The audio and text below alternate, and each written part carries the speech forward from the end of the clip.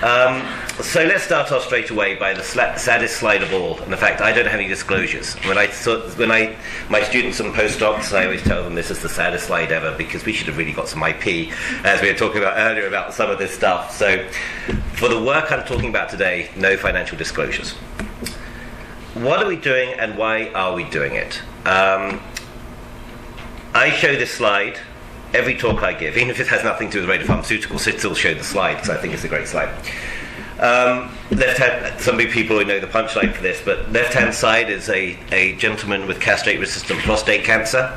This is his bone scan, a technetium bone scan, showing the localization of disease in his bones. In the middle, castrate-resistant prostate cancer, gentleman with FDG, showing bony metastasis in the spine.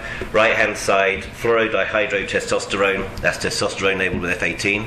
And as you can see, the patient has a lot, well, I'm not sure the light might be a bit too bright, but you can see that there really is a lot more disease. Left image, middle image, our standard of care. Right image is a boutique tracer that we make. Of note is this is actually the same patient within 48 hours. So the two standard of care images on the left and the middle just don't pick out even 10% of the disease the patient actually has. So I think this really shows you how the boutique tracers that we're doing aren't necessarily for diagnosis, but it really is going to tell you something about the biology or the status of a patient, which the standard techniques do not show you. Can everybody see that? The image is okay? Right there? Okay. So, one thing that we can do with this, though, is we aren't in the business of making something that's going to diagnose cancer. Most of the patients that come to us already have advanced disease. We know they have cancer. What is important is, what is the biology of that cancer? We know metastasis in the right tibia, when compared with a metastasis in the left tibia, in the same patient, could have vastly different biology. This is why patients don't respond to therapies, because there's no such thing as homogeneous cancer. It's all completely different, even within the same patient. But what we can do is start using these markers for telling us something about the biology of the tumor, or, in this case, is the patient going to respond? Left-hand side, again, is a patient with a castrate-resistant prostate cancer. They've been given medivation therapy. This is the new androgen therapy that's just gone through fast-track approval at the FDA. And this is their baseline image before therapy. And then 4 weeks later, we image them again with the testosterone to look at the extent of the androgen receptor. And we have shown beautifully that what medivation therapy has done is blocked all the androgen receptors available on the tumors. So we've shown that the drug has hit its target, which is phenomenal. But have we shown that that means those tumors are going to respond? And that's the next stage we're getting at. So, for example, patients on tamoxifen with breast cancer, we can look at FES and show that the drug has hit its target. FGHT, we can do that. But is this going to tell us how that patient is going to respond, tumor to tumor? Molecular imaging probes is something which I used to be very much a radiopharmaceutical chemist, and I still consider myself one. But I also do need to say that we aren't a standalone discipline anymore. We are reliant on optical MR. All imaging modalities are becoming hybrid. There used to be things as a PET and a CT. Now it's a PET CT.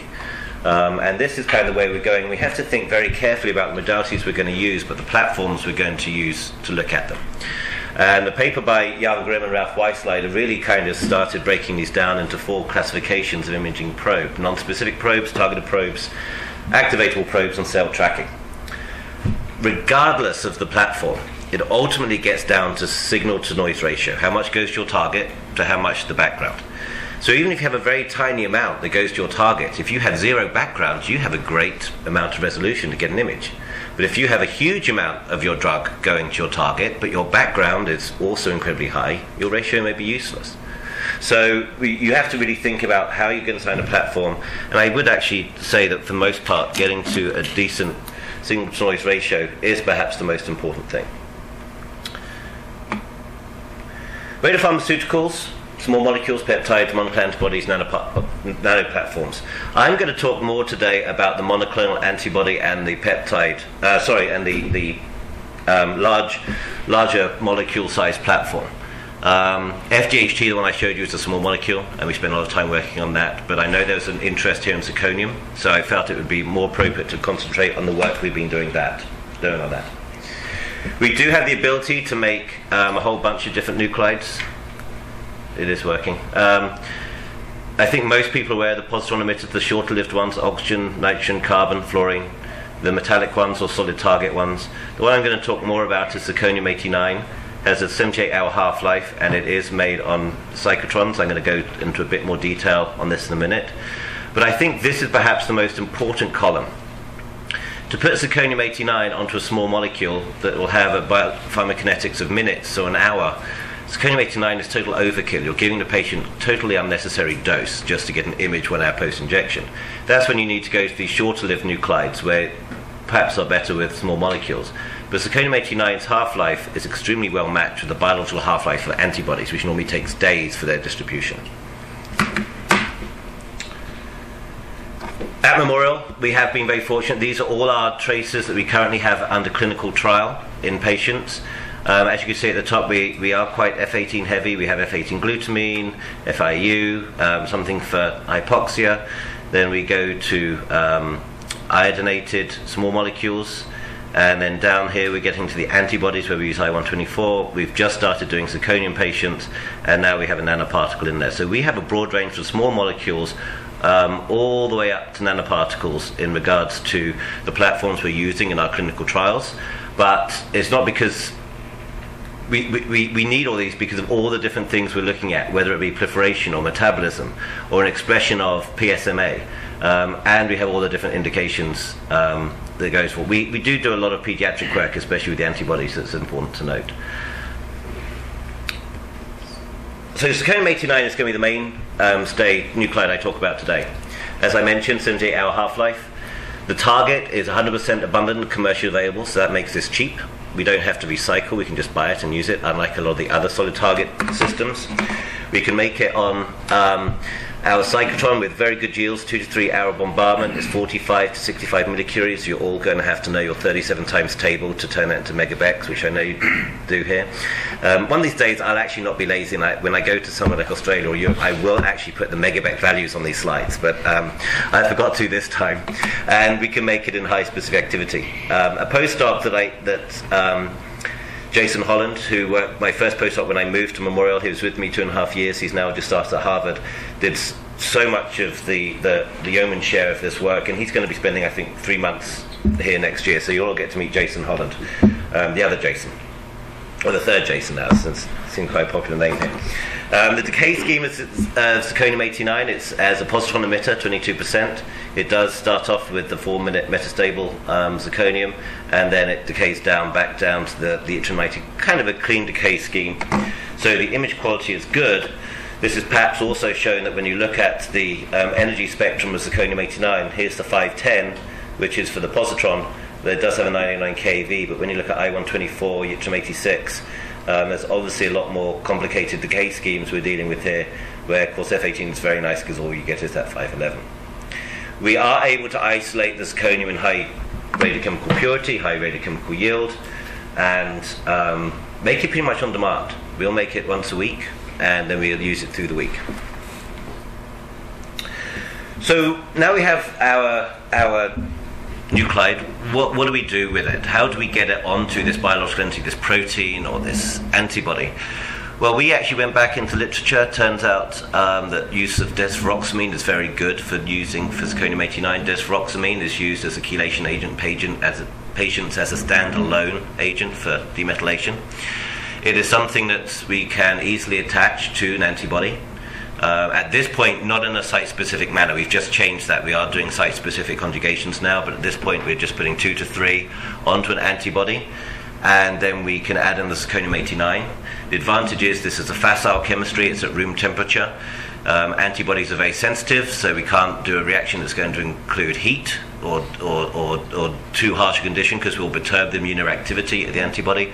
So this works extremely well, and we get very good yields, and we can do a simple site exclusion or a spin chromatography purification to get the labeled zirconium away, antibody away from the free zirconium. So I'm going to start off. This is a work which Ivan mentioned, and this was a story which, for many people of my generation and older, probably know a lot about transferrin imaging. It's been done with gallium for years. Gallium citrate, inject it, goes to gallium transferrin, used for infection, used for all kinds of different cancers. And when this project was first presented, I was thinking, I'm not so sure about this because it's transferrin, we've done it. But, as I was saying yesterday in a meeting, what has happened is the fact that the biology, which used to be somewhat naive about what was going on in cancers, has now grown exponentially, kind of like my stomach, but grown exponentially to the point that we're now understanding so much about biology that some of these old tools that we had, which we didn't really know how they're working, we can now look at these pathways which have been isolated and identified and perhaps bring some of these older tools back into what has gone in the biological field. So transferrin has been used beforehand. It's been used as gallium citrate for SPECT imaging for cancer and inflammation. It's also done ruthenium-103 for wound healing and technetium compounds. What we wanted to do, but what came out recently, has been known in biology recently since this came out, is that the transferrin receptor, which is the CD71 receptor, expression levels are enriched in many forms of human and murine models of cancer. This is something that they knew about it, but it wasn't until kind of this paper that came out that the number 3 pathway associated with cancers was actually the transferrin receptor. So it actually became an incredibly relevant cancer target. c-Myc expression levels are validated in 30% of human cancers, and I'm going to tell you that in a minute the relationship between c-Myc expression and transferrin receptor expression. I'm actually going to skip this slide and go to this slide, because the gain in copy of Myc, and Myc again is absolutely one of those fundamental things now associated with cancers, about 30% of them, that Myc, downstream effect of this, is the transferrin receptor. So if you have Myc, you're going to have the transferrin receptor. If you have an overexpression of Myc, as you do in cancers, you're going to have a lot more of the transferrin receptor. And this is a fully validated target gene now for this. So Myc, transferrin receptor. So if we take transferrin and we radiolabel it, we can see how much transferrin receptor is present. If we have a gain in Myc and we have more transferrin receptor, we should have a much higher signal on the PET scan. It's kind of easy little paradigm to think about here. And this is what we wanted to see. In Myc models of cancer, does the transferrin signal increase based on the expression or the growth of cancer?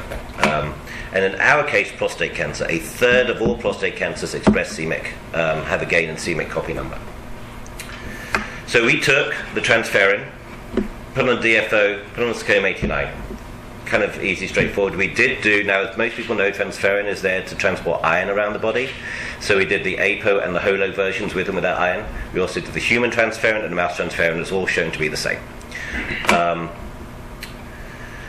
But one of the things that transferrin is used for is looking at inflammation. So the first thing we did was look at an inflammatory model, and we showed that the mouse transferrin and this is the MTF, or the human transferrin, did of course pick out inflammation in an inflammation model in mice. And in this case, it was a turpentine injection into the flank of the leg of the mouse. So all the data that we're going to look at when we go clinical, we are going to have to take into the issue of inflammation. But this is an issue we deal with FDG and everything else as well. But it is that little asterisk in the corner that says, and this could be an issue. So we wanted to first of all start off looking at c-Myc transgenic mice. These are mice that have been developed over years, and these are the only MRs I'm going to show. But what these mice do is that they develop PIN. That is the prostatic intraepithelial neoplasia at 2 to 4 weeks. PIN, which many gentlemen have in their prostate cancers, is going to be the precursor to cancer. What we do know is that in these mice, 100% of these mice will develop prostate cancer in their prostates after 12 months. It's perfect, and there's never a mouse that doesn't get cancer. And this happens around the 6-month stage. So this is the bladder here, and this is the development of prostate cancer in the prostate of mouse. 12 months they all have it, and the switch from PIN to prostate cancer happens around 6 months. And just in case you didn't know where the prostate was, here's a little diagram here under there. So the first thing we did was to take all these mice that we knew would have this cancer, and we injected them and imaged them with zirconium transferrin. So these mice, we know, all have full adenocarcinoma in the dorsal prostate lobes. And when you look at this image, this is a PET image, it is a MIP image, so it's a slice through all through the mouse. We were able to delineate prostate cancer in the prostate of these mice at 12 months. Obviously an advanced stage. A mouse prostate isn't this big, but this is the carcinoma